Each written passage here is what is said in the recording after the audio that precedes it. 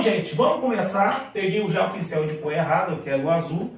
Nós vamos começar falando um pouquinho sobre o que é razão, tá?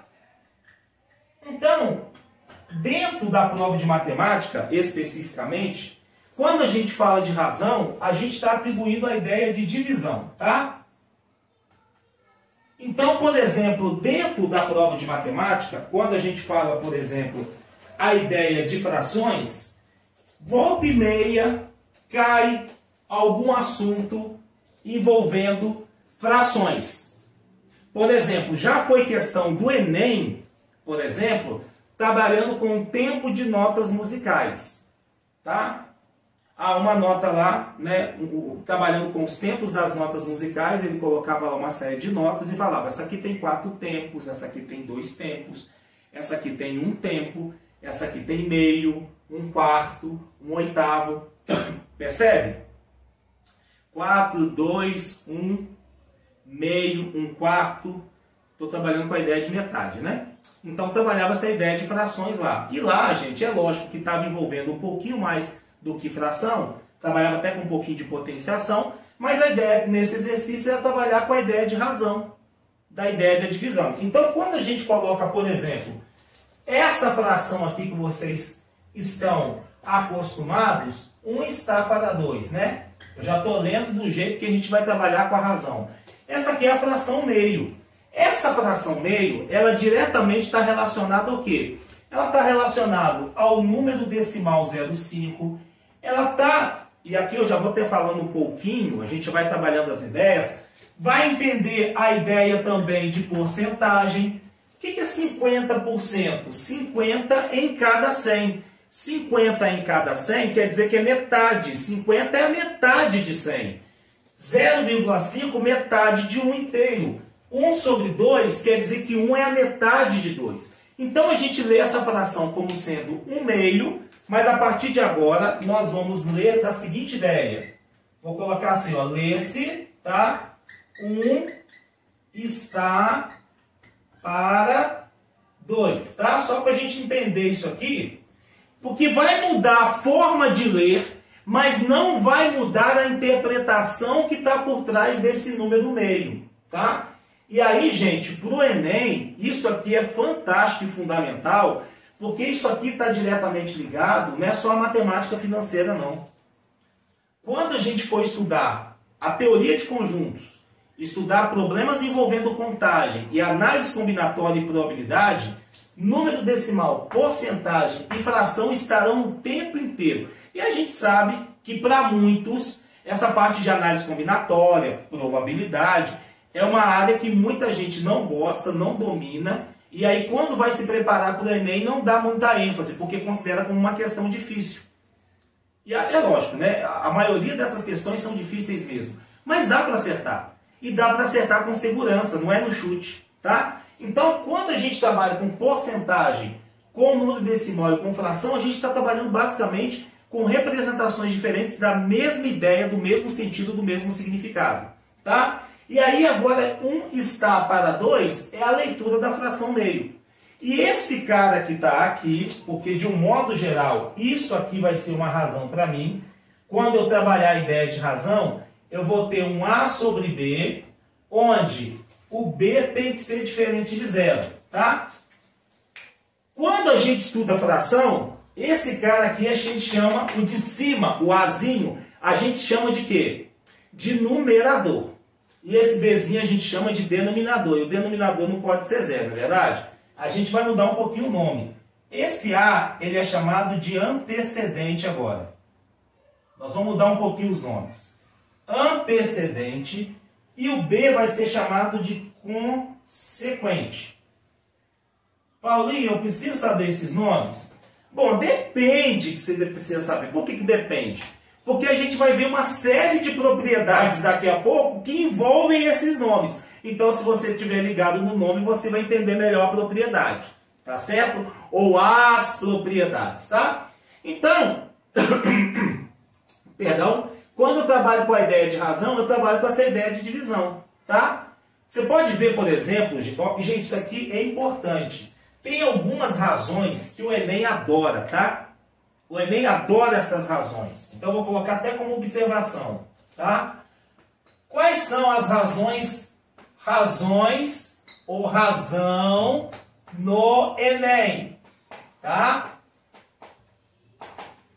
Quais são as razões que o Enem gosta demais? Você já deve ter ouvido falar em velocidade média, é óbvio. Velocidade média, né, lá na física. O Enem adora densidade demográfica lá em geografia. Densidade demográfica. Não é verdade? Ah, o Enem adora densidade absoluta. Lá em química, acho que é química mesmo, né? Densidade absoluta. Densidade é massa sobre volume, não é isso?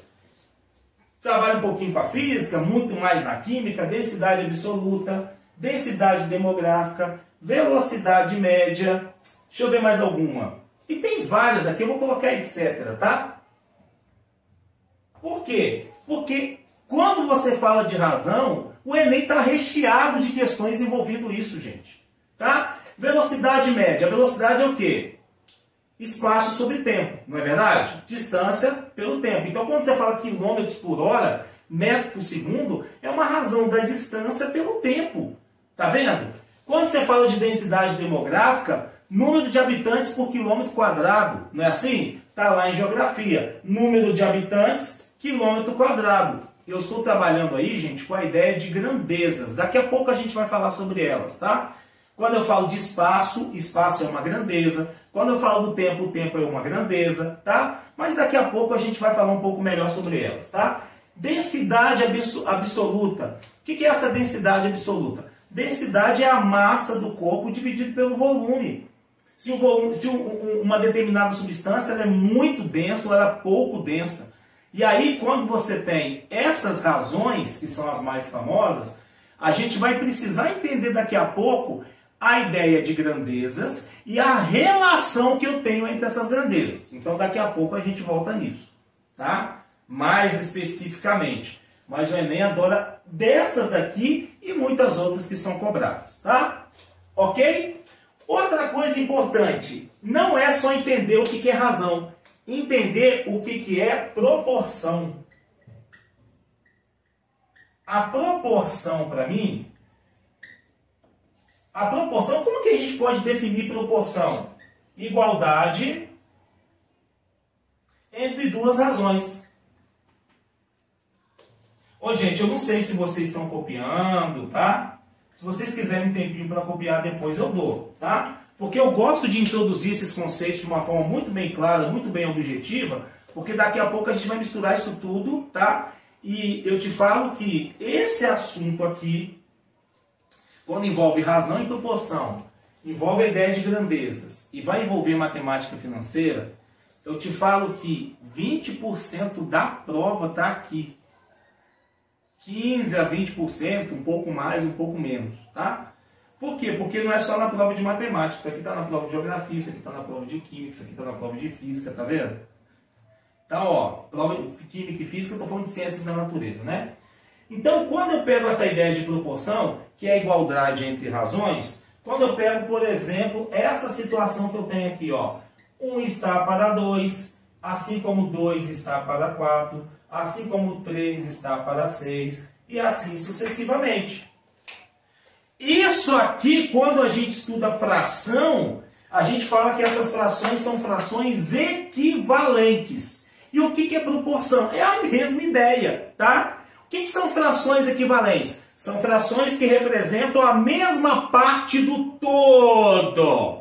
Sacaram a ideia? A mesma parte do todo. Então, se eu pego um bolo, divido em 2, se eu pego um bolo de 4 partes, eu pego 2, de um bolo de 6 partes, eu pego 3, eu estou pegando a metade em todo mundo. Então, isso aqui, para mim, é proporção.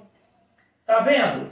Eu tenho uma igualdade aqui entre duas razões. A razão 1 está para 2 e a razão 2 está para 4. Mas se eu pegasse 2 está para 4 e 3 para 6 também, aqui eu tinha uma ideia de uma outra proporção. A proporção é uma igualdade entre duas razões, tá? Uma razão divisão, a outra razão. Então, quando você pega quilômetros por hora, né, e passa para metros por segundo, por exemplo, isso aí eu tenho a ideia de razão. Eu estou mudando, eu estou transformando unidades entre razões. Mas se eu tenho uma igualdade entre duas razões, quilômetros por hora com quilômetros por hora, aí eu já estou tendo a ideia de proporção. Quando eu tenho igualdade entre densidade absoluta, igualdades entre densidades demográficas e assim sucessivamente. Tá? Mas tem as propriedades envolvendo proporção. Propriedades, tá? Essas propriedades que eu vou listar aqui são apenas duas.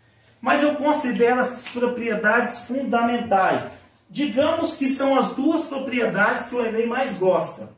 Uma delas porque ela sempre vai ser utilizada, sempre que falar de razão e proporção, e quando falar de grandeza daqui a pouco, e é óbvio, né? A outra vai ser trabalhada também dentro de geometria. Então a primeira propriedade, tá, que a gente vai listar aqui, a gente fala que é a propriedade fundamental das proporções.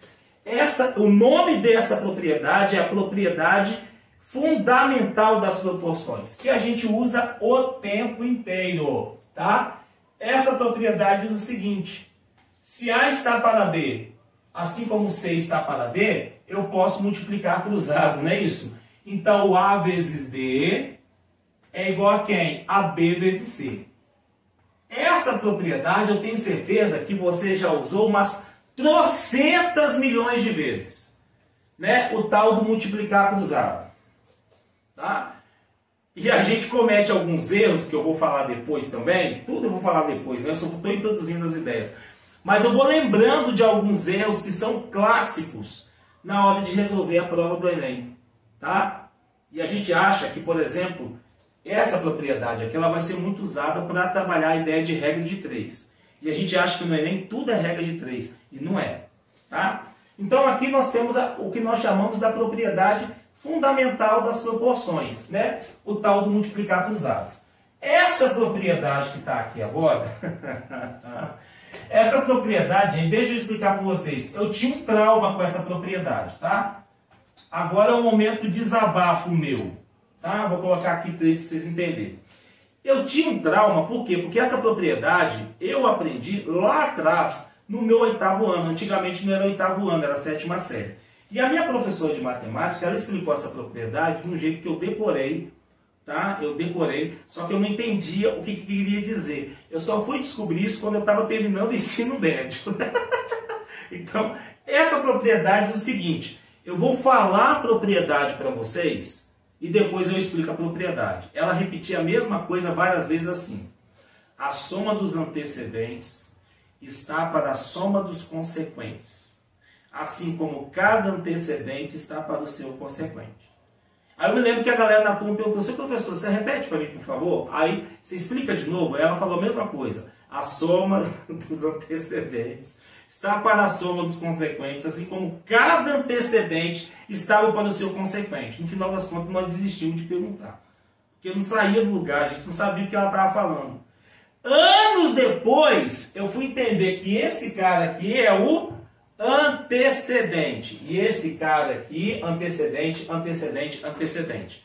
Consequente, consequente, consequente. Então ela estava falando o seguinte: se eu tenho isso, eu posso afirmar que a soma dos antecedentes, A mais C mais E, está para a soma dos consequentes, B mais D mais F, assim como cada antecedente está para o seu consequente.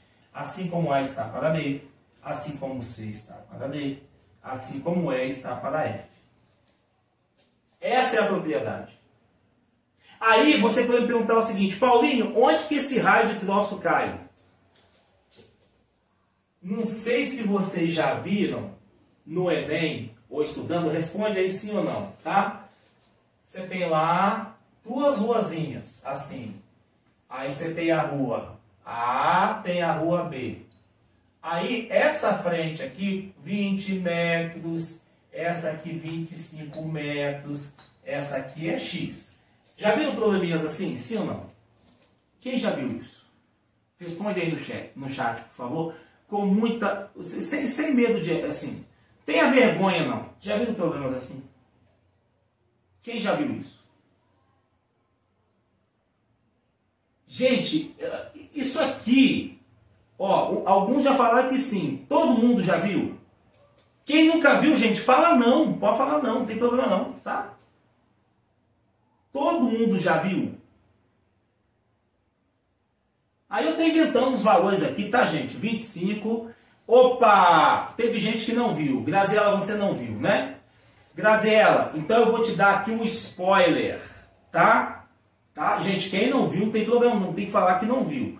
Esse tipo de questão é um tipo de questão clássica em geometria, quando a gente for estudar teorema de Tales, semelhança de triângulos. Eu vou voltar nisso aqui, eu prometo. Mas acho que vale a pena deixar esse exemplo aqui, em cima dessas propriedades que a gente está listando, e eu dou um tempo para copiar, tá? Essa configuração aqui são retas paralelas, e eu tenho aqui segmentos que nós chamamos de transversais, tá? Então, isso aqui é uma configuração da geometria. Mas eu não vou entrar em detalhes agora, eu só quero que você, Graziela, e os outros que não viram, quem viu, gente, vai revisar. Quem não viu, vai aproveitar agora e seja bem honesta, tá? E todos vocês, se vocês estão entendendo ou não. Vamos supor que essa aqui é a rua A e essa aqui é a rua B. Aí eu tenho uma casa A, eu tenho uma casa 1, casa 2, casa 3. A casa 1 tem 20 metros de frente, a casa 2 25 e a casa 3 eu não sei. Na rua B, eu tenho a outra casa que tem, sei lá, 35 metros, tá? Essa outra aqui tem Y e essa aqui tem Z de frente, eu não sei, tá bom? Então, ele poderia perguntar nesse exercício, né? Eu poderia até colocar assim, ó, vou deixar assim mesmo, tá? Aí ele fala o seguinte, sabendo que na rua A, essa soma total aqui tem que dar 80 metros, tá bom? A soma das três casas aqui tem que dar 80 metros. E da de baixo, por exemplo, tem que dar 140 metros. Desculpa para mim o valor de x, de y e de z. As frentes da casa 3, da casa 2 aqui e da casa 3, tá certo? Para a rua B. Porque isso aqui é um lote. A casa A tá aqui, a casa 1 está aqui, a casa 2 está aqui e está 3. Aí essas casas, Graziela, elas têm frente para a rua A e para a rua B. E fundos para a rua B. Tá vendo? De quantas maneiras eu posso resolver esse exercício? De várias maneiras. Olha lá, ó. 20 está para 35, assim como 25 está para y. 20 está para 35, assim como x está para y. Aí eu vou ter duas variáveis. Concorda comigo? Percebe? Mas ó, eu vou montar aqui algumas formas de se resolver o exercício. Eu não estou preocupado em achar e fazer a conta para achar o x, y, z. Eu estou muito mais preocupado aqui que vocês entendam as formas que a gente pode usar essas propriedades. Eu estou chamando de propriedade 1 e propriedade 2. Tá? Por exemplo, para achar o y aqui, vê se a gente não poderia montar assim, ó.